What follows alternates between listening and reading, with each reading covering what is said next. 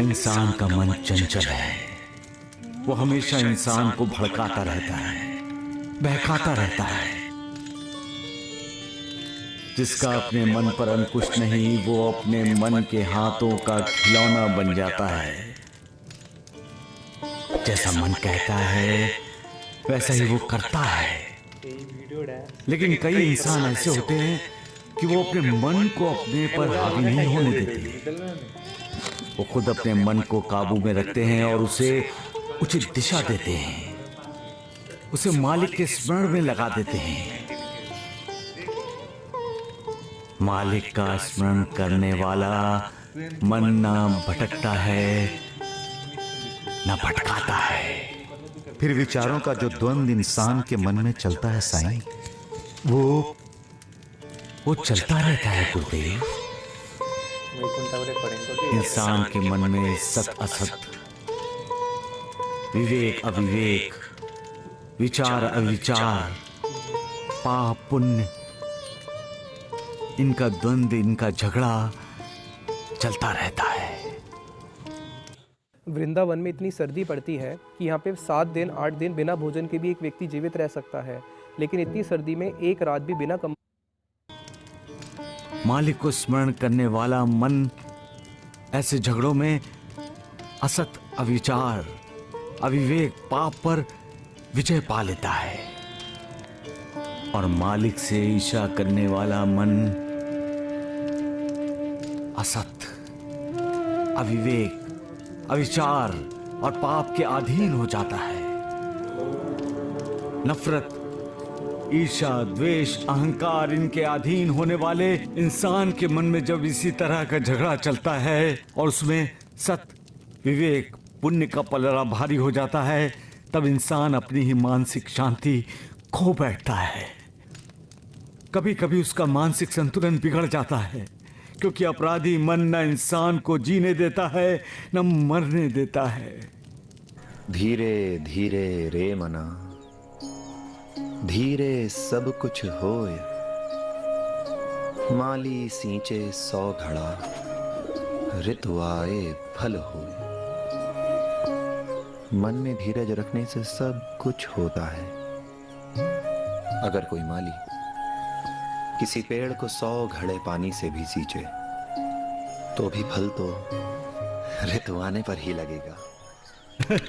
मालिक, तुम्हारा ये इंसान अपने साथी के मन की आवाज कब सुनेगा, कब जानेगा कि कुछ बातें कही नहीं जाती, बिना सुने समझी जाती हैं।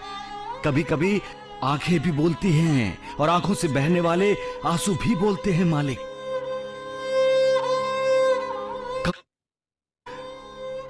मन की भाषा कब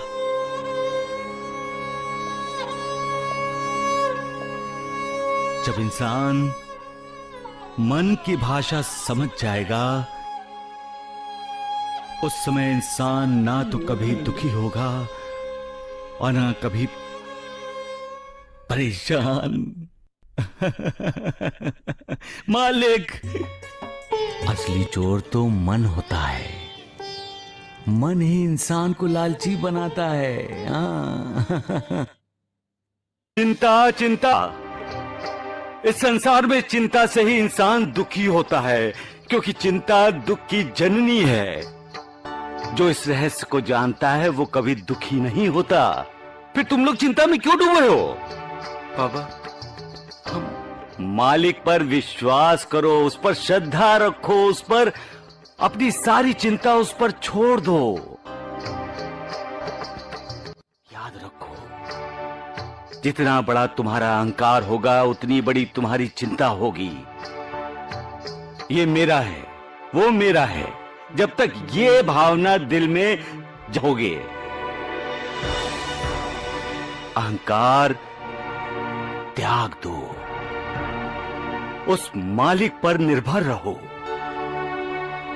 उसे जो करना है करने दो, उस पर संशय शक की उंगली मत उठाओ।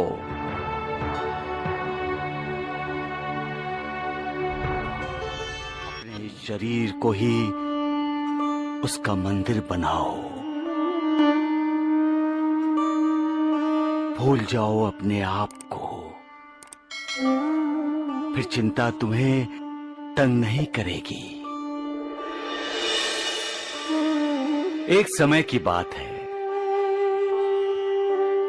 एक साधु गांव के कुछ लोगों के साथ नदी पार करने के लिए नाव में बैठा था। यकायक तूफान आया, नाव डोलने लगी, सब डर गए, चीखना चिल्लाना शुरू हो गया। लेकिन साधु शांत था। वो मुस्कुराता हुआ उस तूफान का मजा ले रहा था। सब लोग उसे देखकर हैरान थे। एक ने तो पूछ ही लिया, यहां जिंदगी खतरे में है और आप हंस रहे हैं? साधु बोला, अगर हम रोएं तो क्या जिंदगी बच जाएगी? सभी चुप हो गए। एक बोला, कमाल करते हैं आप, हम डूबने वाले हैं। साधु ने कहा, अगर ईश्वर यही चाहता है तो ही हम डूबेंगे, वरना नहीं, क्योंकि इस दुनिया में उसने हमें भेजा है। हम अपनी मर्जी से नहीं आए हैं, अब जाएंगे तो उसी की मर्जी से। सभी चुप हो गए। तब साधु ने कहा, कर्ता करने वाला वही है, फिर हम चिंता क्यों करें? उस पर विश्वास करो, वो कभी किसी का बुरा नहीं करता, और वो जो करता है उसके पीछे भी सबका भला छिपा होता है। इंसान चिंता की वजह से मन की शांति खो देता है, और जो मन की शांति खो देता है वो क्रोध को निमंत्रण देता है। लेकिन बाबा, हम लोग निश्चिंत कैसे रह सकते हैं? निश्चिंत तब हो सकते हो तात्या, जब तुम्हारा विश्वास बुलंद हो। विश्वास किस पर बाबा? अपने आप पर तात्या। जिसका अपने आप पर विश्वास नहीं, वो मालिक पर विश्वास कैसे करेगा? जब इंसान को विश्वास हो जाता है कि वो ये काम कर सकता है, तभी वो कार्य करता है। उसके लिए कुछ मुश्किल नहीं है। जब ये एहसास उसे हो जाता है, वो चिंता से मुक्त हो जाता है। लेकिन जब अपने आप को मजबूर समझता है, तब वो चिंता से ग्रस्त हो जाता है। परेशान और चिंता से मुक्त होने के लिए मालिक का स्मरण करना चाहिए, मालिक को याद करना चाहिए। उलझने जब जरूरत से ज्यादा बढ़ जाती हैं तो हम बेचैन हो जाते हैं। हमारे लिए दुनिया का एक दरवाजा भी जब बंद होता है तो हमारी फिक्र शुरू हो जाती है। जब हमारे अपने हमारी तरफ पीठ कर लेते हैं तो हमें दुख होता है। हम अपने आप को अपमानित मानते हैं।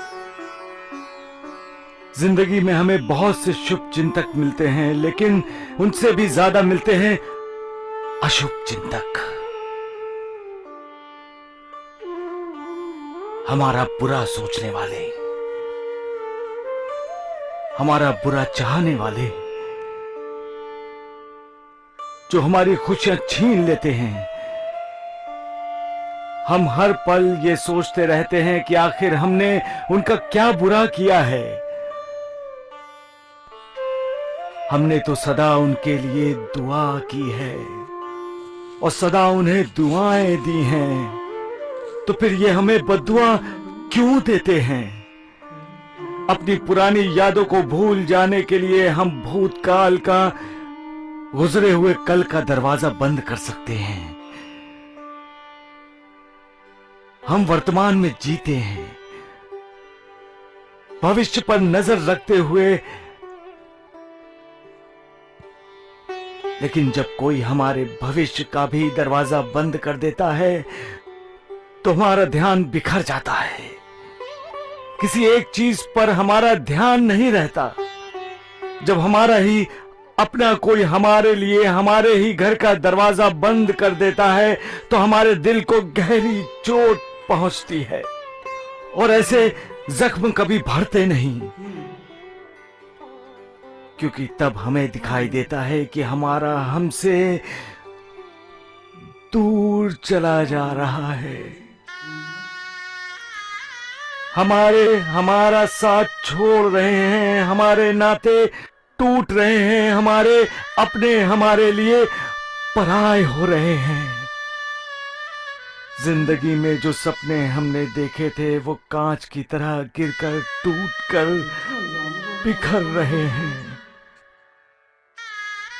जब ऐसा होता है तो इंसान भी टूटता है,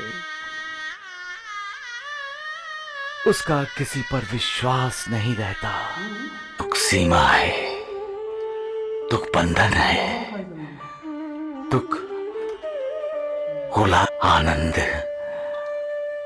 आनंद सीमाओं का टूट जाना है, आनंद स्वतंत्रता है,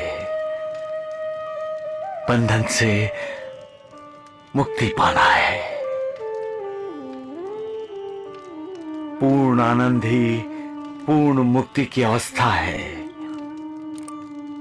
मोक्ष और पूर्ण आनंद में कोई अंतर नहीं। जो पूर्ण आनंद को उपलब्ध है वो मुक्त है, और जो मुक्त है वो पूर्ण आनंद को उपलब्ध है।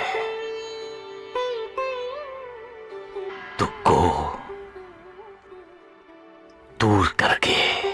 लेकिन अफसोस की बात यह है कि जो भी कोई अपने दुखों का इलाज करना चाहता है वो ये नहीं सोचता कि दुख क्या है। दुख क्या है ये बिना सोचे जो दुख दूर करने का उपाय करता है वो कभी दुख दूर नहीं कर पाता, क्योंकि मूल कारण समूल नष्ट नहीं होता। जब तक दुखों का मूल कारण समूल नष्ट नहीं होता तब तक इंसान दुखी रहता ही रहता है। मनुष्य के जीवन में बहुत दुख है और मनुष्य अपने एक एक दुख को दूर करने की कोशिश में लगा रहता है। जो एक एक दुख को दूर करने में लगा रहता है वो आम आदमी है। जो सब दुखों के मूल कारण को समूल नष्ट करने में लगा रहता है वो सन्यासी है। सबका मालिक एक